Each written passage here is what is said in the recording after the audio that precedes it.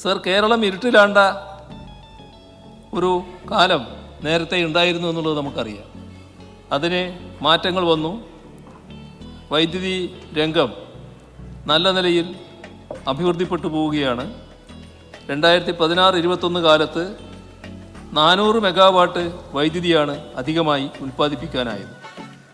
കേരളത്തിൻ്റെ പ്രസരണ ഇടനാഴി 220 kilo വാട്ടായിരുന്നത് 400 kilo വാട്ടിലേക്ക് ഉയർത്താൻ 10,000 കോടിയുടെ ട്രാൻസ്മിറ്റ് പദ്ധതിയാണ് നാം നടപ്പാക്കിയത്.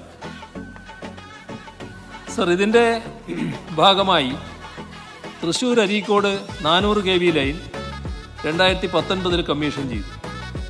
വെല്ലുവിളികൾ മറികടന്ന് ഇടമൺ കൊച്ചി പവർ ഹൈവേ പൂർത്തിയാക്കി. അരീക്കോട് നിന്ന് മാനന്തവാടി വഴി കാസർഗോഡ് വരെ 400 kV ഗ്രീൻ കോറിഡോർ സ്ഥാപിക്കാനുള്ള നടപടികളുമായി അതുമായി ബന്ധപ്പെട്ട് നല്ല വിവരങ്ങളാണ് ഇന്ന് ബഹുമാന്യനായ വൈദ്യുതി മന്ത്രി കൈമാറുന്നത് കണ്ടത്.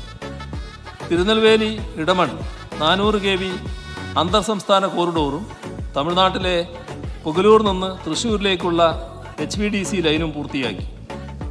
ഉടുപ്പി കാസർഗോഡ് 400 kV അന്തർ സംസ്ഥാന പ്രസരണ ലൈനിന് അംഗീകാരം നേടാനായി ടെൻഡർ നടപടികൾ പൂർത്തിയാക്കി നിർമ്മാണ പ്രവർത്തനങ്ങൾ നടത്തിയിട്ടുണ്ട്.